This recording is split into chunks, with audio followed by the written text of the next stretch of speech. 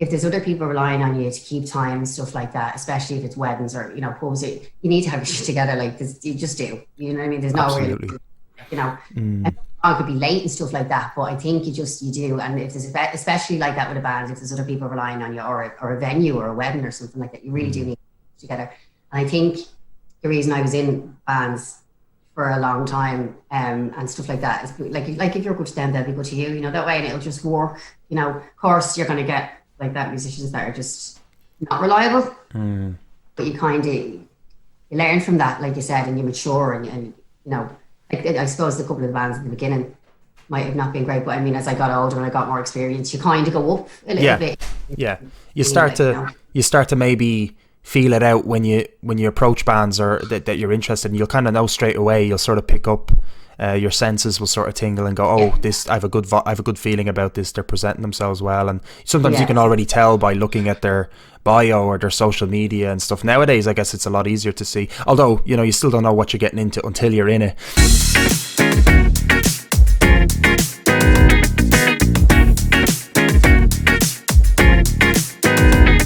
How are you keeping? Thanks so much for coming on to the show.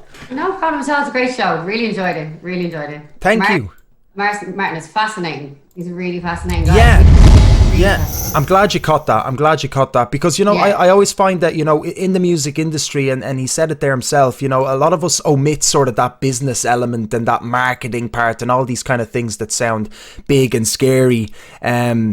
And you know, aren't necessarily implemented into music accordingly. And I guess on that note, I suppose we might as well kick right into it. What's your sort of thoughts on sort of like you know, being in a band and doing music? Like, what's kind of your thoughts on that sort of businessy side? Is that something that you don't really think about much as being like the singer and songwriter, and do you leave that to someone else, or what's your kind of thoughts on that? To be honest, I only got back into. I did a bit of it when I was younger.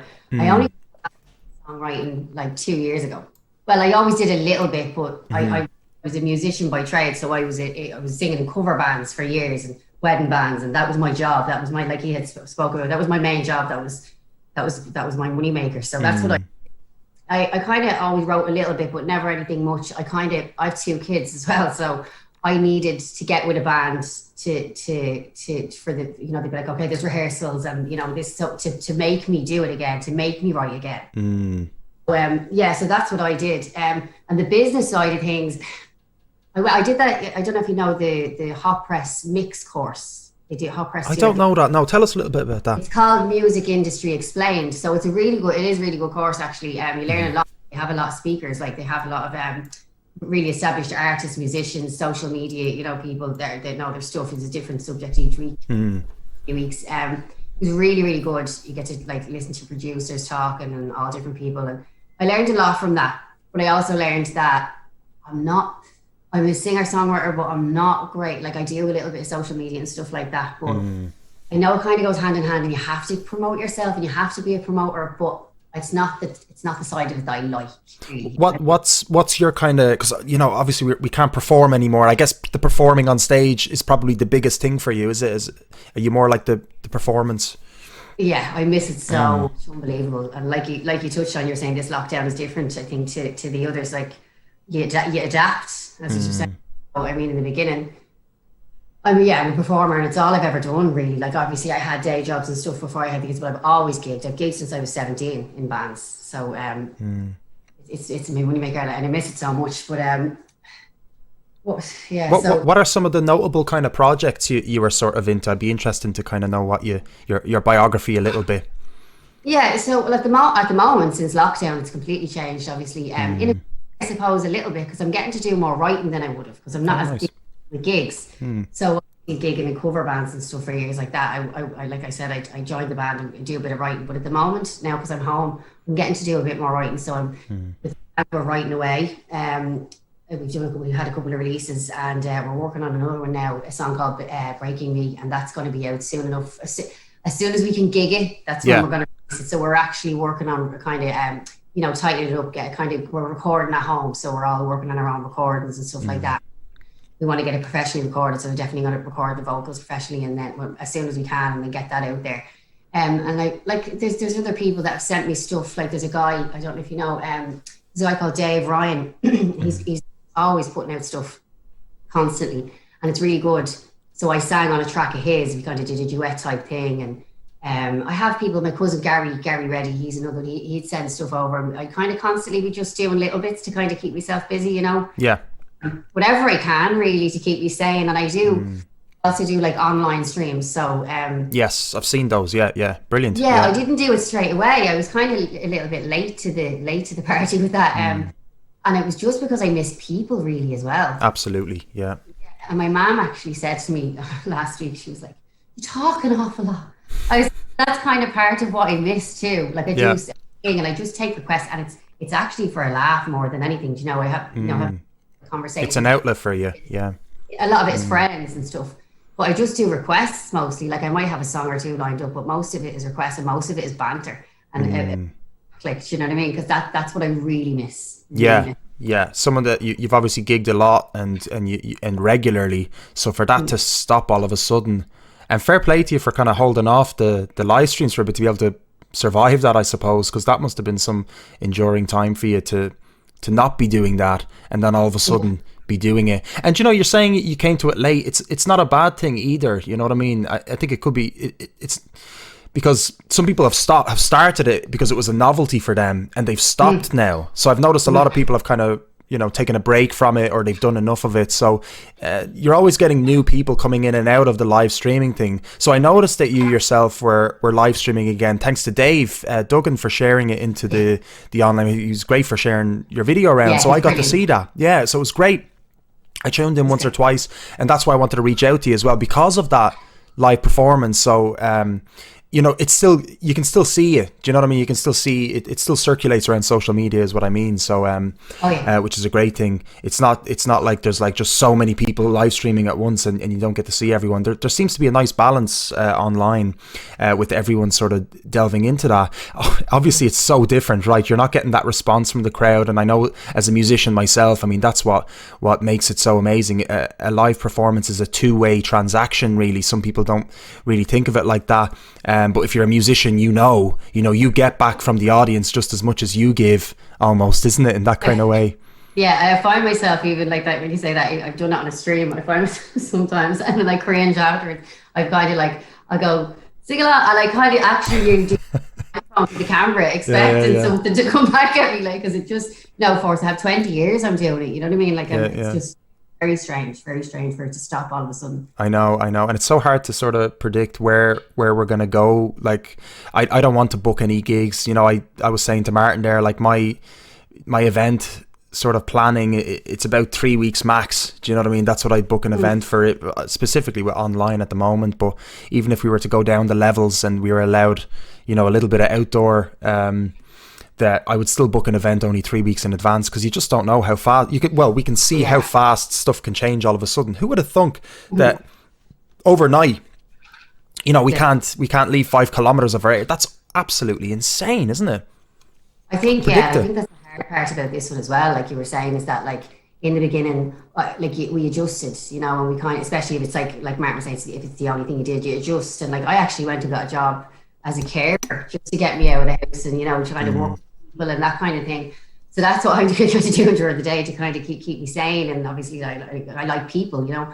But yeah, it's really difficult. But I think this time around, it's kind of like, you know, first and second, you're like, but it'll be back. And especially if you're getting a bit older. That's what I was saying to a friend of mine. I was like, I'm getting a bit, they were like, don't be so silly. I was like, well, I'm getting like, realistically, when I gig again, we're like, when will it be? Like, when would it be? Like, so this time I've really started to get worried, where I kind of in the beginning, but this time was definitely harder for me. I was kind of going, right, enough now. You know, I've done well for a while, but I've had enough now. Yeah, definitely. And it's because of the season maybe as well that had a little bit of an extra influence, you know, the shorter days and, you know, being locked down and you've got the sun beaming down. And we were blessed with quite a nice summer, I have to say. The fact that, you know, we couldn't go far, but we could go still places. There wasn't a I know we did have a kilometre radius at some stage, but geez, if it's sunny, you just need a patch of sun somewhere, and you can sort of forget about everything for a little moment. But when it's cold and you can't leave the house, I think it feels like we've been through the hardest of it, really. And obviously, coming out of the hardest, things can only get better. And that song keeps playing in my head. Things can only get better. Jeez, I shouldn't be singing, guys. Sorry about that.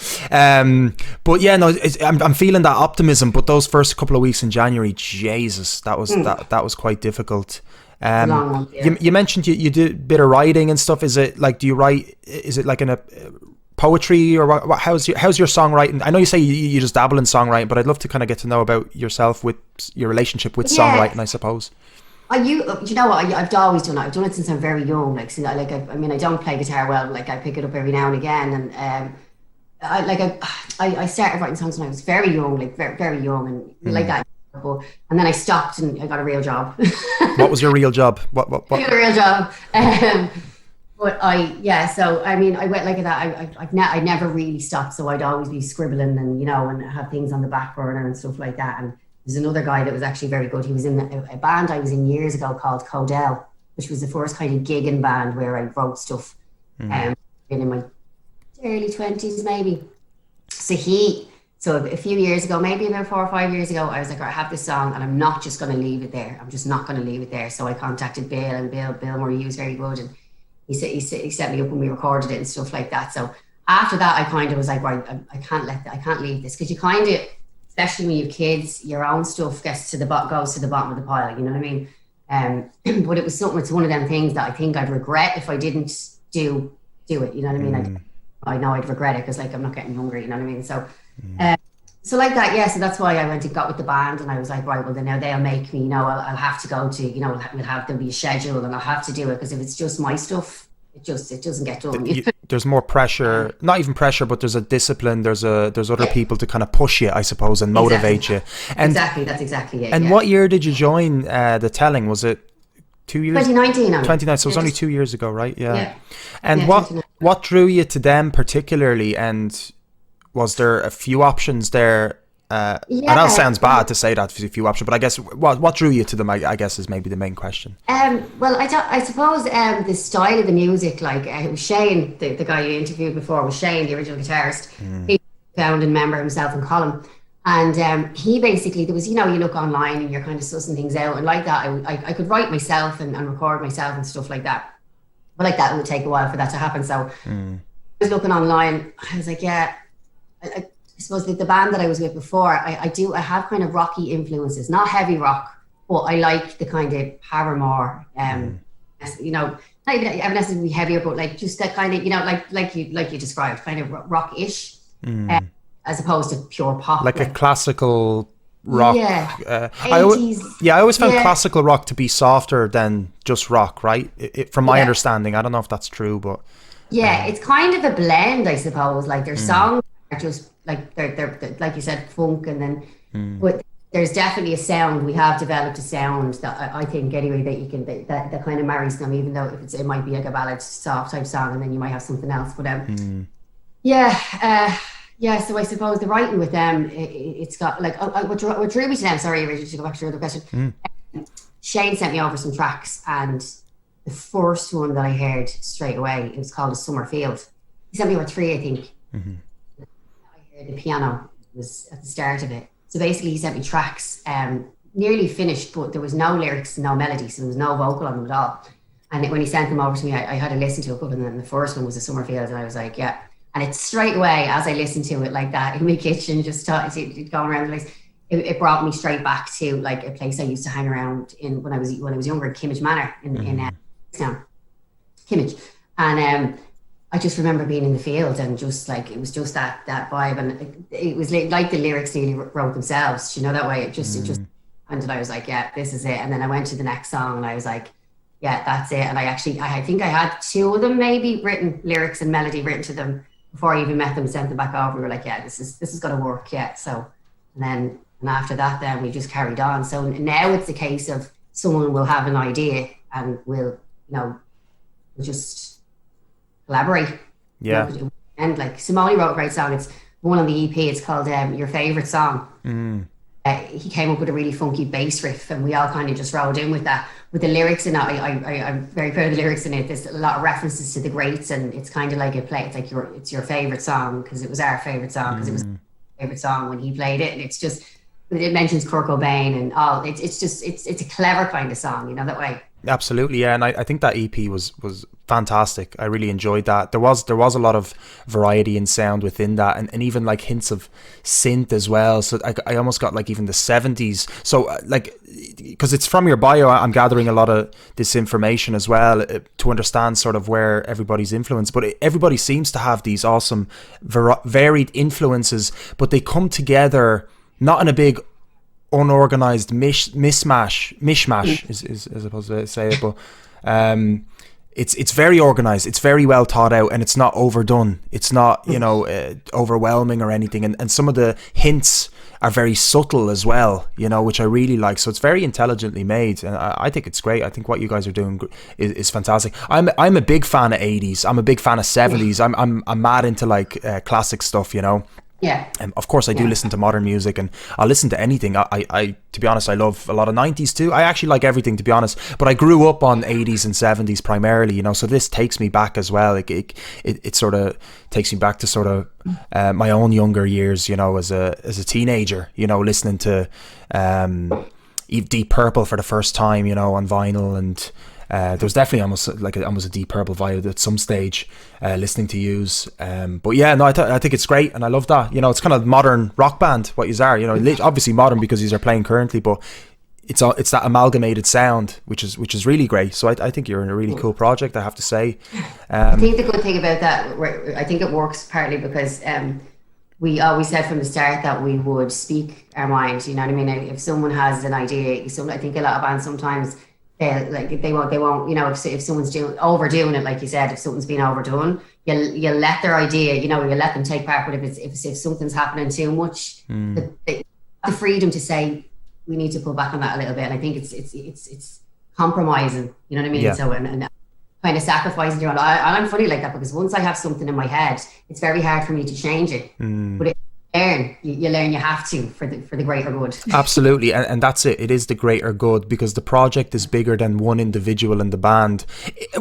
It can be, right? Sometimes the project is the person, like Jimi Hendrix, or I mean, a lot of classic bands, I suppose, and modern too, like the band will be named after the musician, but in certain bands, and it happens very well, I like working like this as well, where the overall project is bigger than any individual person. It's like you are the pillars, I suppose, holding this project up, and if one person's trying to grow, like their ego gets too big, everything else sort of slants off and stuff starts falling off the top of it, so yeah, absolutely, it's great that you can sort of approach that project with a maturity.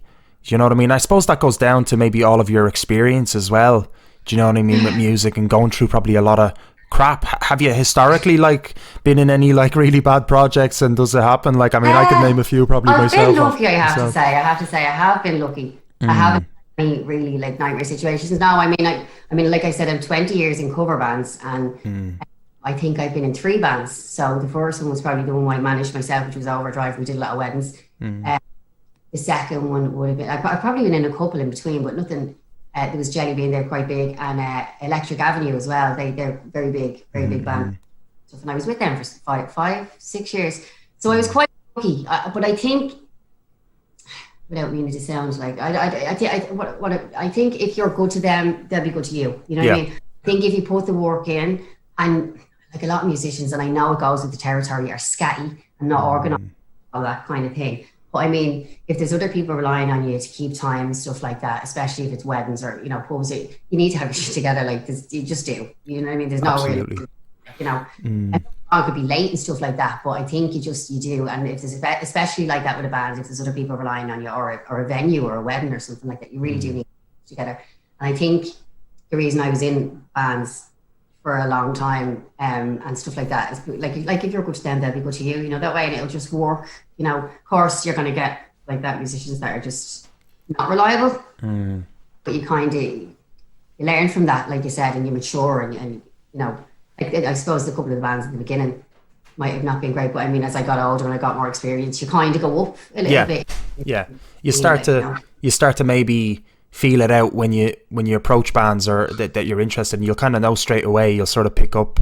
Your senses will sort of tingle and go, oh, this I have a good feeling about this. They're presenting themselves well, and sometimes you can already tell by looking at their bio or their social media and stuff. Nowadays, I guess it's a lot easier to see. Although you still don't know what you're getting into until you're in it.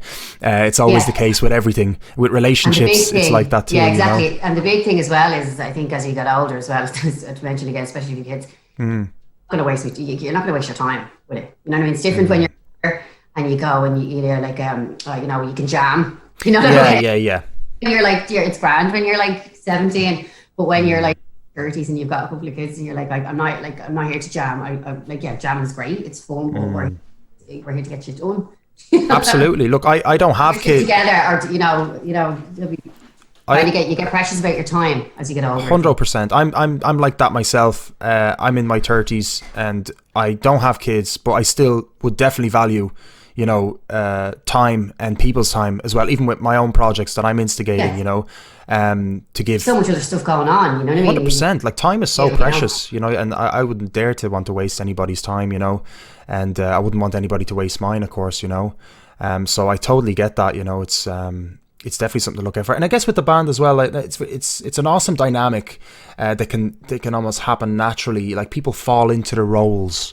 You come into a band, you're not only coming in as a singer, you know what I mean? You come with ideas, you come with your own personality traits, you come with extra skills, and you shake things up, right? I'm sure you shook things up when you joined the Telling.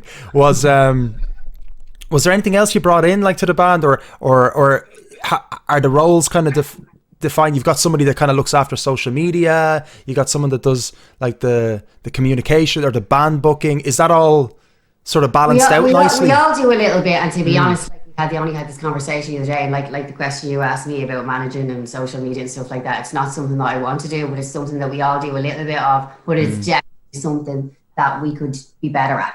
Definitely. I would be in favour of just hiring someone to do it. Yeah. Yeah. That's what I'd like to do. Would you get a social media advisor, or would you just get a manager? Like, what if you could hire one person? What would it be, like a manager, publisher, or manager? Would you go for a manager? Okay. Yeah, it's interesting. Yeah, no, it is interesting. Just to kind of keep us together, because that, it's just, and especially at the moment as well. I think when there's a lot happening. Funny, when the busier you are, sometimes I think the more you get done. I think when you're sitting and you can't, like, we can do bits and we're writing and we're trying, but I mean, it's very, very hard when you can't actually sit down with the people and feel it out, essentially, and just be in each other's space, or plan, like you said. Very hard when you can't, we're trying to make plans, but it's kind of like a little question mark as to when, that way. So it's I think it's the motivation. Yeah. Feel that you definitely feel you're lacking motivation in that way. It's very hard to keep that going when you're not meeting up every week. Yeah, absolutely. You aren't keeping yourselves in check. I suppose you have back calls and stuff like that. Obviously, that's it. Yeah. Keep making the plans, but it's harder. It's definitely harder. Yeah. No, absolutely. Like, you're not traveling to locations. Well, for content for social media, like you're saying, to get pictures or to get be like, oh, we're working on something, or we're in the studio together, selfie shot. Yeah. I mean, that all just goes when you're not meeting up, you've no content, so it's harder. It's a lot harder. Well, it's awesome that you still released 2 awesome songs last year. Like, how did that come about? How did that recording process happen? I know you mentioned a little bit about you record sort of the demos separately, and how did you get into the studio, and how did that work for you? So the two that we recorded were recorded at home. We all have amazing. At home, so I recorded my vocals in my kitchen. No way! Wow. Yeah, and the lads were similar. I think the 2 of the guitarists might have to meet up and stuff like that. But the majority was all just individual recording, and then it was just mixed. Fair play to you. Wow. Yeah, they're good. They're good like that. And the idea, I don't know if you checked it out. The one that we released was nice. I think Take the Time. It was a song that we had for a while, but. I went onto one of the Mammy pages and all these different pages, and got people to send us in photographs of lockdown, so through windows, and some of them were just unreal, like newborn babies being shown to the grandparents through the window. Oh wow!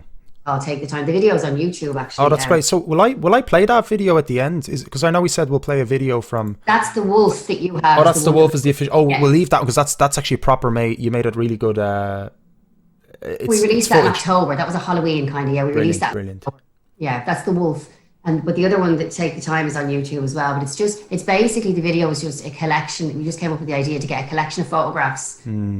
And there's a couple of shots of us in it, but the majority is just people in lockdown. And the song is kind of, that theme. So it's nice. It's a nice, kind of sad, but nice. Yeah. I mean, it's interesting because like we still need to create somehow, right? But we still find a way as artists, to make stuff happen. Like music can still get recorded somehow, and music videos can still be made somehow by using stock footage or by using older footage from our own selves or by asking friends and people in the community to send stuff in. So we're getting a lot of these kind of like homemade film music videos like really well. Some of them are just fantastic, and it doesn't even matter. It's just like it doesn't matter about the quality of the camera or anything. It just matters about the content and the realism, I suppose, of the situation we're in. So I think that's really cool. I think it's awesome how we're kind of forced to use different skills, and we're doing different things that we wouldn't normally do. To an extent, like you're saying, you're writing more. So out of all this, we do. And I was saying to Martin, we do sort of. I don't know how to sort of say it, but it's out of my head now. But we adapt, I suppose, in that kind of way, and it's very typical of us humans, I suppose, to adapt. It's great that we can do that, and musicians as well. We can adapt to sort of these change. It might not be ideal. It's definitely not ideal, but it's keeping us a little bit, it's keeping us going a little bit, So, okay. So Dave Duggan's in the house. So he wants to know how the name The Telling came up with. I don't know, would you know that story? Because you came into the band later, so. That's a good question. I just know that we spoke. Well, the band wasn't called The Telling until after I joined. There was no band name. Mm-hmm. There wasn't actually a full band. It was just three of the lads, and it hadn't developed any further than that. So we just had a few ideas, and Shane actually, who was obviously the driving force in the beginning, he just said he'd always wanted a band to be called The Telling. And they were like, that's a brilliant name. Great. And it's as simple as that, yeah. Did you get a guitarist in the end, a new guitarist? Yes. Okay. Yes, Tommy, yeah. Brilliant. Tomas, an Italian guitar player. He's fantastic. Yeah, he's really good. Italians are good at the music now. I've got an Italian there. That sounds horrible to say. I've got an Italian. We've got two now. The bass player is Italian as well. So amazing. Yeah, they start learning Italian. They must teach music early in school there. They must inspire kids a little bit younger or something. Yeah. Some great musicians come out of Italy. Great. Lindy, do you want to, should we do a performance? I know we could probably chat for ages. So before I start delaying the whole bleeding show, I've delayed. I think I used to do these shows. They used to go on for 4 hours. I remember, until I started cleaning up my act a little bit and sort of controlling and organising on my own end. Because I can go on for ages as well. I always find musicians and artists generally, just during this time, of course, where we don't get to chat too much, I always take advantage of that too. But yeah, would you like to perform a song for us? And do you want to get into it? Because I'm going to put you on the stage now on screen. You'll be able to see after the show if you don't have to show up. I've got to stand if that's okay, because I don't like... Listen, do your thing. I'll just do a quick shout out to people in the audience. So guys, thanks so much for staying tuned so far. I'm joined by Lindo Loo, who is the lead singer of The Telling, and she's about to give us a live performance. We're going to have a video of their most recent release called The Wolf as well afterwards. And then after that, we're going to play one more skit, maybe one or two more skits, and we're also going to do a little bit of light gaming with some independent music afterwards. So Lindy, take it away whenever you're ready. Thank you.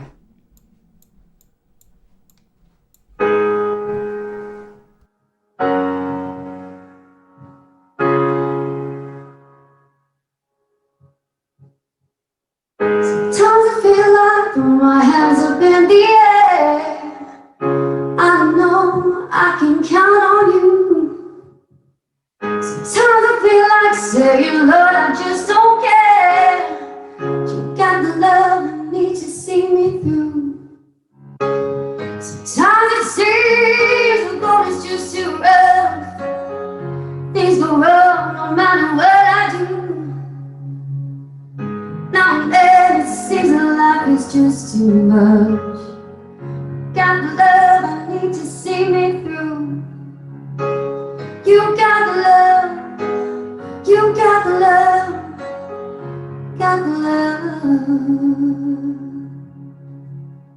You got the love, you got the love, you got the love. You got the love, you got the love, you got the love. You got the love, you got the love, you got the love.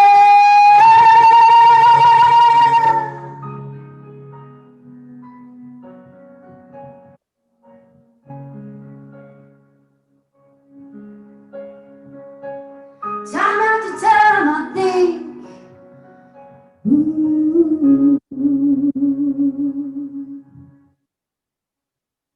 time after time I think, oh, what's the use? Time after time I think it's just no good. Sooner or later life, the things you love you lose. You got the love I need to see me through. You got the love, you got the love, you got the love. You got the love, you got the love.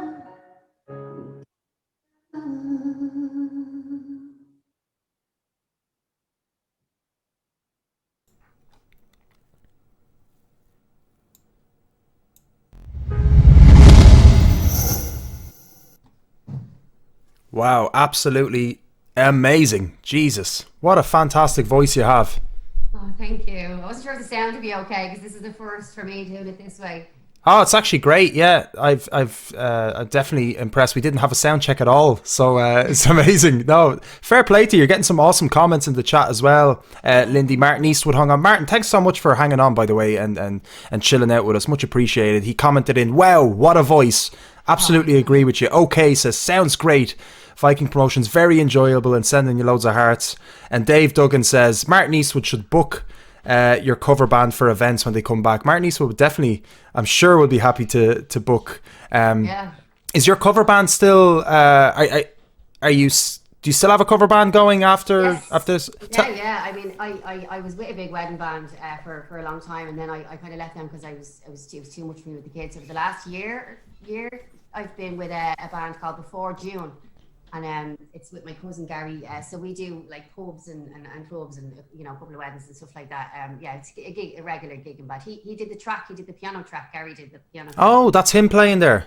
Yeah. That's so he does all the like backing tracks for you. You have all the backing tracks now, basically, for your live stream stuff as well, do you? Yeah. So do you know what? To be honest, when I'm taking requests, a lot of it is off YouTube because I'm taking requests on the fly. Like, oh, it'd have to be. Yeah, geez. It's a bit of crack, like I said. So it's nothing too serious, Yeah. Fair play to you for doing requests as well is a little bit like, geez, I don't think I could do that.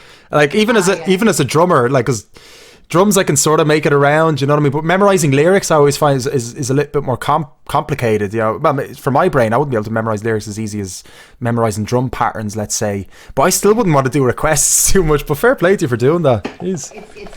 It's not always great. I mean, it was actually one of the last ones that we did. It was very funny. A girl I know, Denise, came on and she requested "I'm a Chameleon." Oh, right.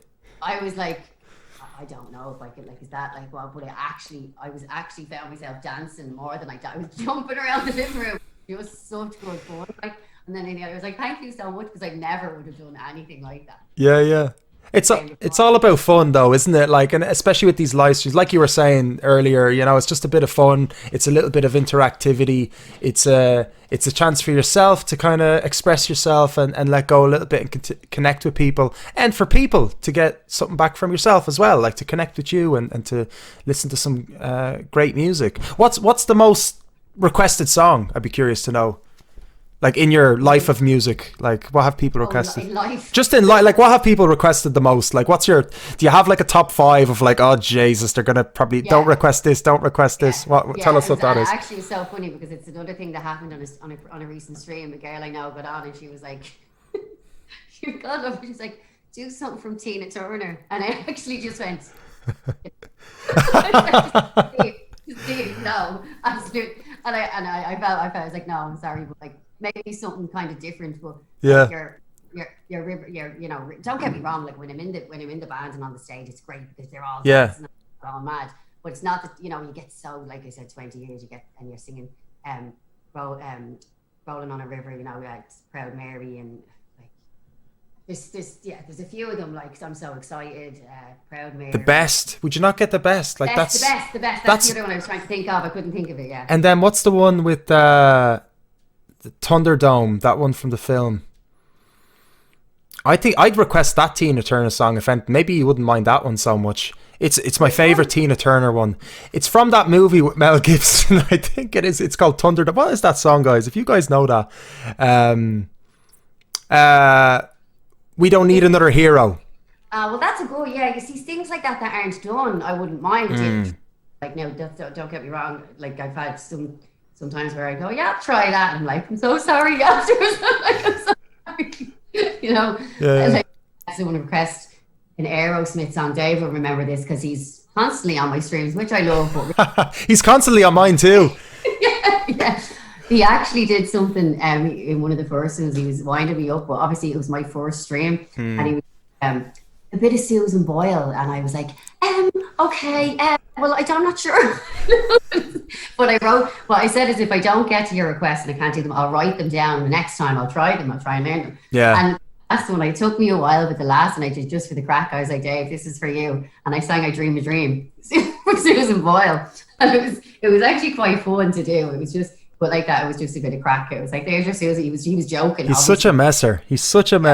Yeah. It was fun. I guess you need someone like Dave to keep you on your toes, though, isn't it? Like in the stream. So it's great to have him popping in. Then I love that too. Though what I love a lot about it is that when I see them interacting, they're going, good show, you know, like someone will request something, they're like, oh my god, that's so good. And when they're talking to each other, I had a girl, Trisha, it was actually the telling, we supported her at Drogheda Pride. The last gig we did was Drogheda Pride, and she does a Cher tribute, essentially Cher. And she comes onto my stream. She's in England, and she'll come onto my streams, and she's you know, having a bit of crack, and she's talking to people like Dave and stuff like that. And it's just lovely like that. It's just that little, you get a little glimpse of what it'd be like if they were all in a pub, you know, that way, a little bit of interaction. So even that, like, you know. Yeah, it's great we have this technology, and it's you know, it's getting better and better, and it's great we got the faster internet now. You know what I mean? It's internet's getting faster and better. So, you know, we, all things considered, you know, we are pretty lucky. We're caged animals. I've been using this sort of how do you, like, just this, I've just been saying it frequently, I suppose. It's like we're caged, but we've loads of amenities at our fingertips. You know, we've so much we can do with this time, and so much we can learn, so many YouTube videos, so much content, I suppose, online, and so many ways of still being able to connect with people. And it's great we have that. Is there, first, actually, just to close off, Lindy, I want to say, like, thanks so much for coming onto the show. It's a pleasure getting to know you and your music and your band, and sort of what you're getting up to and your perspective on music. And it's always nice to meet somebody new. So thanks so much for braving the Damar's live show. Not that there was anything fearful about it at all, but I know always going on to somebody's new show, it's always a different experience. You don't know what someone's like. So thanks so much for being, like, you know, someone that I've just met recently to do that. Is there anything you'd like to close off with? Anything the people in the chat should know? Anything like that? The floor is yours. Oh, thank you. No, just thanks so much for having me. I'm delighted to come on and do it. Like, I'm delighted to be actually, you know, physically speaking to someone rather than just talking to myself. I hear you. No, it was great. It's great, and it's great little experience and stuff like that as well, to get used to people asking you questions and that kind of thing. Do you know what I mean? Because like that, obviously, you're missing the gig, and it's all kind of part of the interaction. So thanks so much for having me. My pleasure. I suppose just looking forward to getting back out there, and looking forward to, you know, I'm sure we're all looking forward to the next time we can go to see some live music, and we'll be all hugging each other and stuff like that. But I suppose the band have it. We're going to, as like I said, as soon as we're able to, we'll be releasing our next song. We like that. We have the songs on Spotify and stuff like that, and on YouTube, so they can check them out. Keep an eye on us. Keep an eye and see what's happening. I suppose that's it. Awesome, Deadly. Do you guys have an Instagram as well? Yeah. Deadly. Is it The Telling or official, or the Telling? Is it The The telling or the telling band, I should. Awesome. Yeah, no worries. This is what I was saying. I'm actually testing you here, Lindy. This is all just a test. I know. No, it's all good. I'm going to link everything into the. I have to start doing that myself and start linking all the musicians in the description, guys, and that goes for Maximilian's segment as well. I'm going to link in all those wonderful artists. I'm going to play The Wolf by Telling. It's going to take me a couple of seconds to set up because one of the screens isn't working for me, but I'm going to love you and leave you, Lindy. Thank you so much for coming on to the show, and I look forward to chatting you again very soon. So take it easy. Thank you. See you soon. Thanks. God bless. Bye bye bye bye. All right, guys, that was Lindo Loo, lead singer from The Telling. We had an absolutely awesome chat. It's always nice to get to know new musicians and new artists at our doorstep, at our absolute doorstep. And it's so ironic that, I'm speaking to so many musicians and my network is exploding. It's just expanding so far out that, sometimes you just be too busy sometimes to get to know so many people. So I'm just absolutely delighted. I really hope you enjoyed that chat. Lindo Loo, The Telling, definitely check them out. The Telling, fantastic band. Really, really cannot recommend them anymore. I'm just going to set up this video, guys. And yeah, thanks so much for staying in the chat there. Rocket, I see you there, brother. Thank you so much for chiming in. Dave, great show tonight, brother. Thank you so much, Dave. Really appreciate that. Fair play to you. Paul Downey is still here with us. Paul, excuse me. Great to see you still here, guys. Yeah, absolutely awesome. Listen, I'm going to just play a short skit and I'll set up this video from The Telling. So bear with me. Thanks very much.